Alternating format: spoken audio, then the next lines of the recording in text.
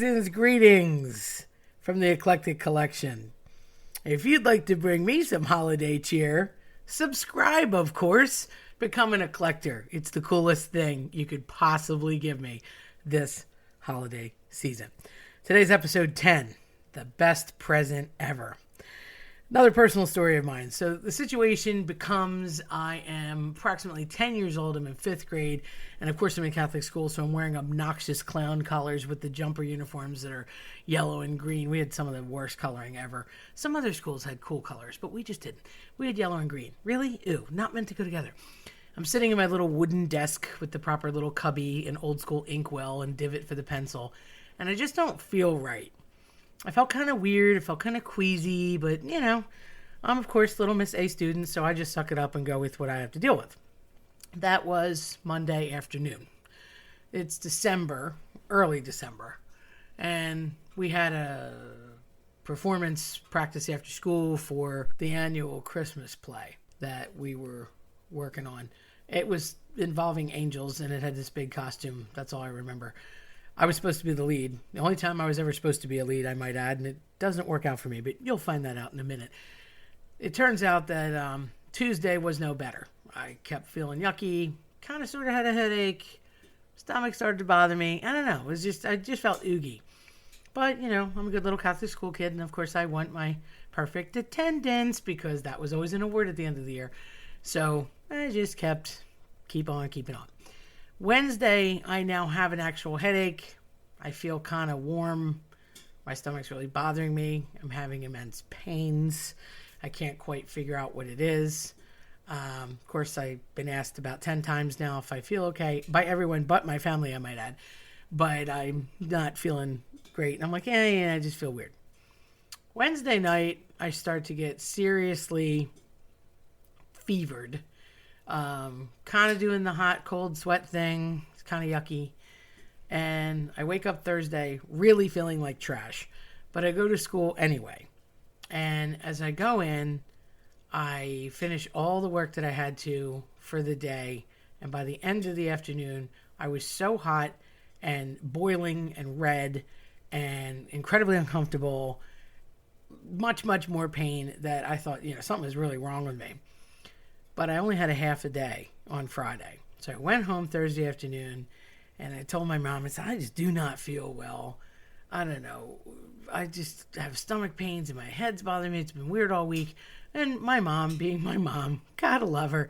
She's like, take some Advil or take a couple aspirin and have a meatball. You'll feel better. Because obviously meatballs cure all illnesses. In case you didn't know that, you should try.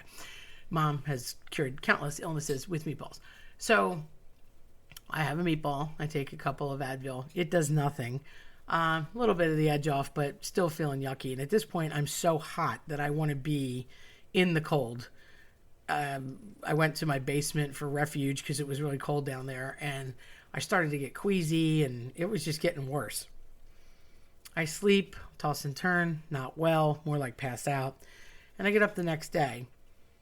And I go to school because I had a spelling test and it was only half day and I'm a doofus. So I go to school with this fever and feeling bad to take the spelling test. I know I'm a nerd. I can't help it. So I take my spelling test. Of course, I ace it and I finished that. I think at 9:30 was that class. And we had a nurse who ironically was only part-time because, again, this is Catholic school. So why do we have a full-time nurse? So she says, you better go see the nurse. My teacher was really concerned about me at this point. I said, I think I'm going to take you up on that. I go see the nurse, who was never really a nice woman. But even she had compassion for me on that day and said, you don't look very well at all. I think you have a fever. You think? I'm boiling red and I feel like 9,000 degrees. Takes my temperature. It's 104.5. Calls mom, sends me home immediately.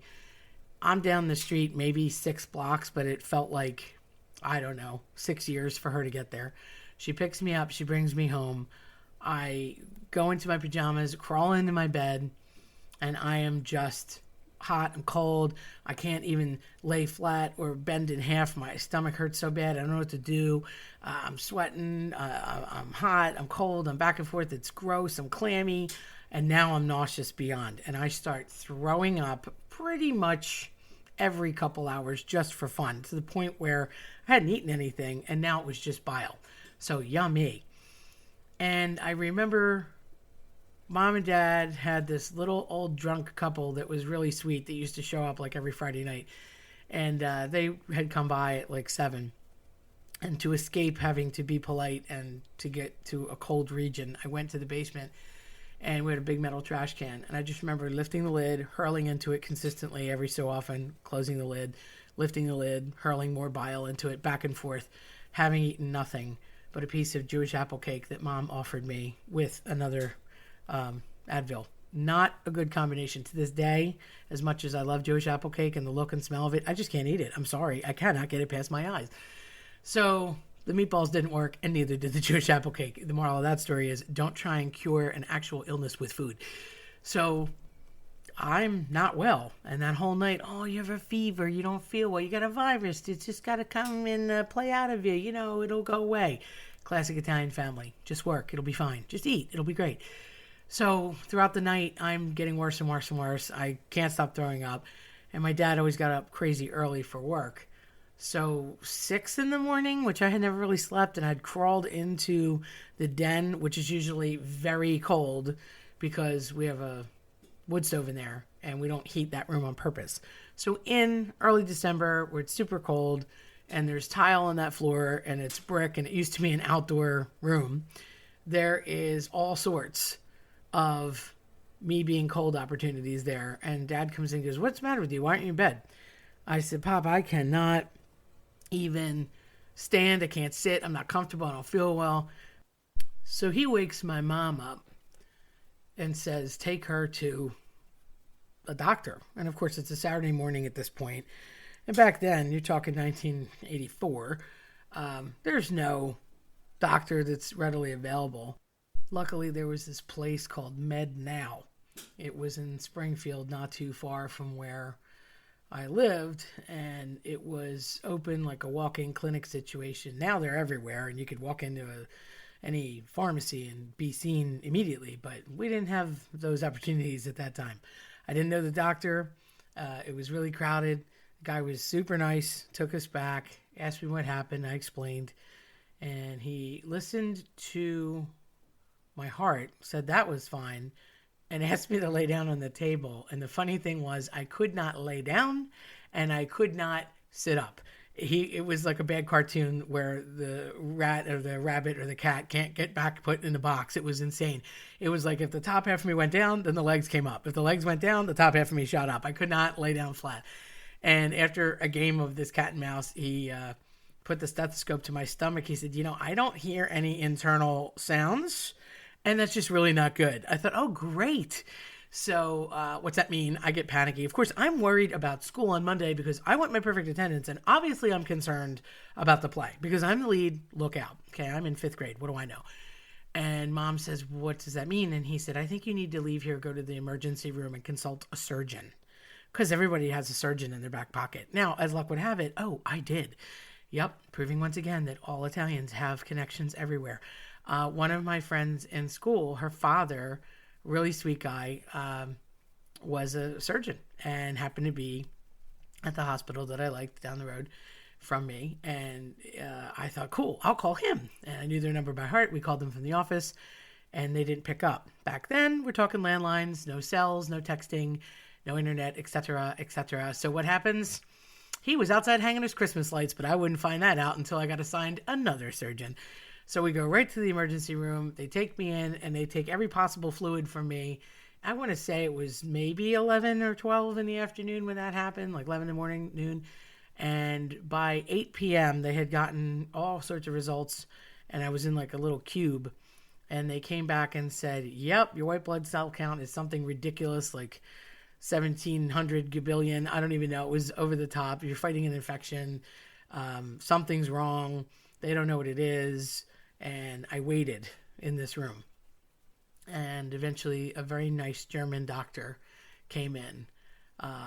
Wilhelm Gerhardt. Love that guy. Saved my life. He walks in with a very thick German accent. And he says, "Well, we have to move some things around and we have to find out what's the matter. But I think that you probably, yes, have the problems with the appendix. I believe it's ruptured. I'm like, what? Of course, that means nothing to me.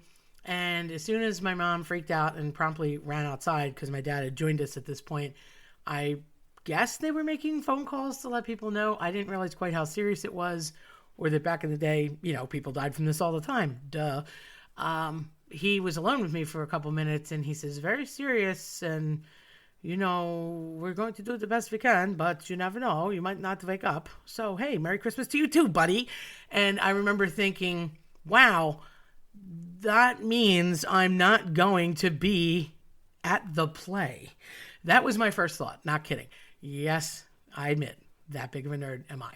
So I said to him, well, how long does this take to recover? And he kind of looked at me like, recover? You're lucky if you live. And I said, seriously, on Tuesday night, it's the play. He said, I don't think you're going to be at the play. I'm like, great. So that made me very sad.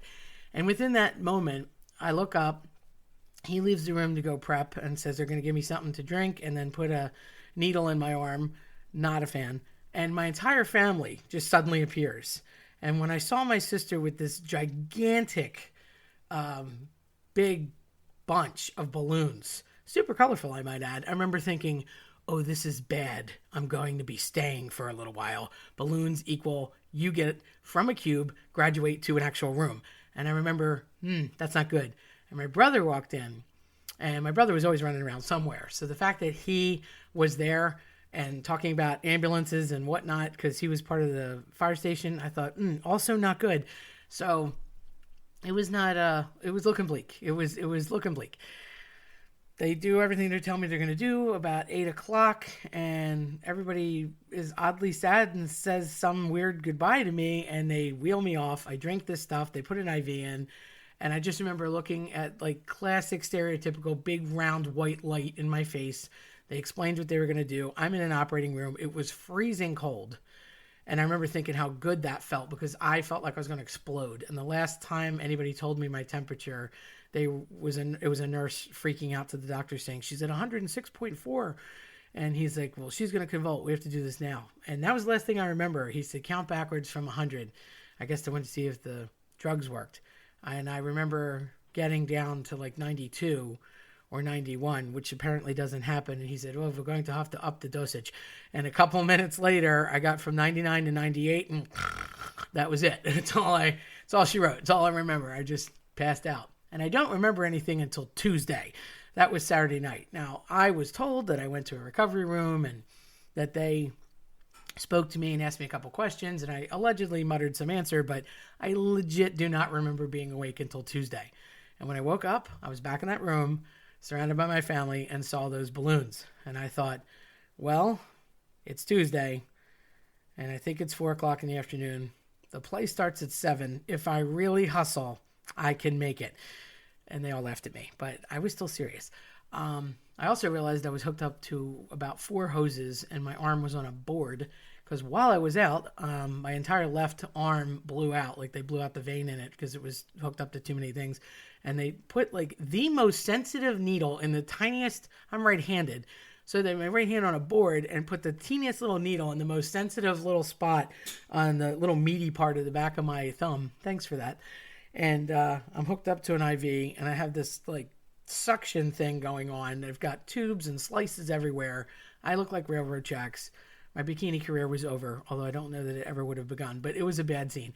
And I just couldn't figure where all that stuff was going to or coming from, and the noises it was making. And I tried to negotiate that, and I remember thinking, oh, I'm really thirsty. And they wouldn't give me anything but ice chips, which I eventually graduated to broth and Jell-O. Oh, what fun. I'm thinking, my sister works at Burger King part-time. Could you just get me a Whopper? But no, it would be days before I could eat. And this goes on for quite some time because I couldn't break this fever. I was so messed up that the poison got throughout my system, and I've never seen a brighter shade of green excrement in my life than that, which was supposed to be some sort of urine. But yeah, that was scary. Trees aren't this green. And I thought I may have been an alien, and no one told me. But I wasn't even able to get up. I couldn't move. I couldn't walk. It was a bad scene. and days, and I still had this fever, and it wouldn't break, and it wouldn't break. And tons of people kept bringing me stuff and coming to see me. And I remember the nurses there, because it was around the holidays, the Blue Cross company brought a little bear with a Blue Cross t-shirt. I still have my Blue Cross teddy. Everybody got one that was in the kids ward, and my niece was too little to come visit, so they eventually wheeled me down the hall to a little Snoopy phone, those old school 80s Snoopy and Woodstock phones where she could see me, but I couldn't see her, and she could at least talk to me. Ironically, years later, she would have her tonsils and adenoids out and stay in the exact same room that I was in the exact same bed. Freaky. No such thing as coincidence.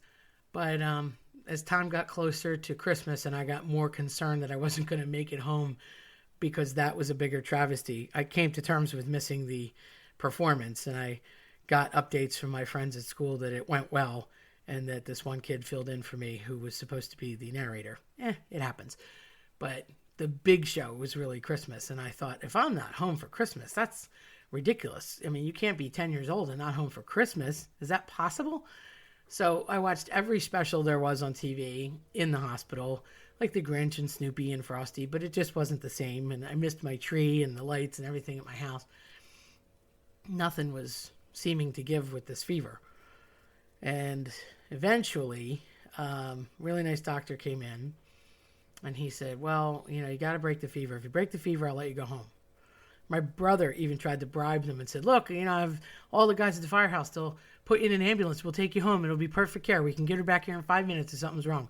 And he said, if that fever doesn't break, you're not taking her. So I guess they were still worried about this infamous white blood cell count. And my mom called our priest, and he came in and actually gave me last rites. I love that they called it last rites back then. Now it's anointing of the sick, a little more positive, thank you. But at the time, last rites, do the math. So I'm thinking, ooh, that's not cool.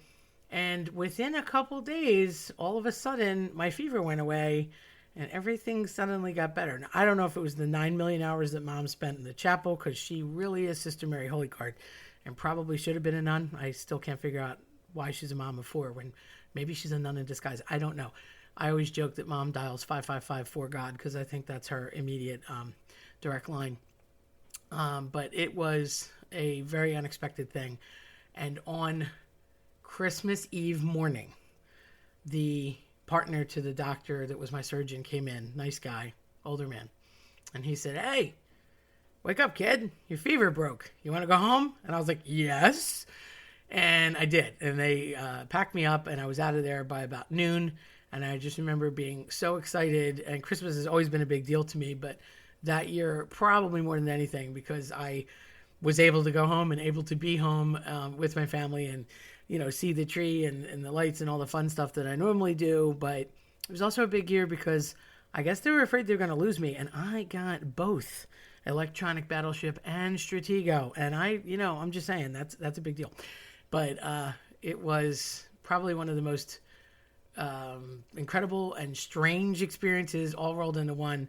And for me, ahead of my game mentally, but at the same time, not quite understanding the depth of what was happening. Despite my maturity, it was one of those crazy experiences that you never really forget. So, yeah, that's my Christmas crazy. But, it was definitely noteworthy. So, to this day, I always have a warm fuzzy in my heart for Christmas Eve. And definitely still get twitchy around Jewish apple cake. It's unfortunate, but I can't do it. Sorry. I don't know if I'll ever get over that one. I just remember it. The second time wasn't as good as going down the first. That was that. Quick shout out to my sister. She is turning 60 on Christmas this year. She is a Christmas baby. I think I ruined that for her, actually, because she was the baby. And then, oops, 14 years later. Just kidding. I ruined that. So I don't care what anybody says. I will always be the baby, despite her having the title. So Merry Christmas and Happy New Year. I hope 2021 is fantastic for everybody. And I will definitely be back after the holidays. Becoming a collector. It's the cool thing to do. Give me a Christmas gift. It is subscribing, liking, and all that fun stuff. Leave us a comment if it's positive. And if it's not, just leave me a comment saying, nothing, because my mommy taught me if you have nothing nice to say, don't say it at all. Make sure that you enjoy your time off, take time off, and be around whomever you want to be with whatever you want to do during the holidays. All right, limited whatever you want to do this year, but you know what I mean. Definitely spend some quality time and enjoy some downtime, even if it's just eggnog and a Yule log, whatever it may be, because you deserve it. And it is definitely the time of year that makes people want to call friends and family and do things that they haven't had time to do or say or sing or watch or, put together in a long time, like building 6 or 7 hours worth of little kid toys, for example. Never a fun time. But whether you're celebrating Santa or not, or whatever it is that you like, believe, or are a part of, enjoy it, because it is definitely deserved, probably more than ever this year. And if you like what you heard, then please subscribe and catch up with us on the Eclectic Collection podcast going forward into 2021, hopefully for many years to come. And thanks for listening so much. I'm Terry Tenaglia. Appreciate it.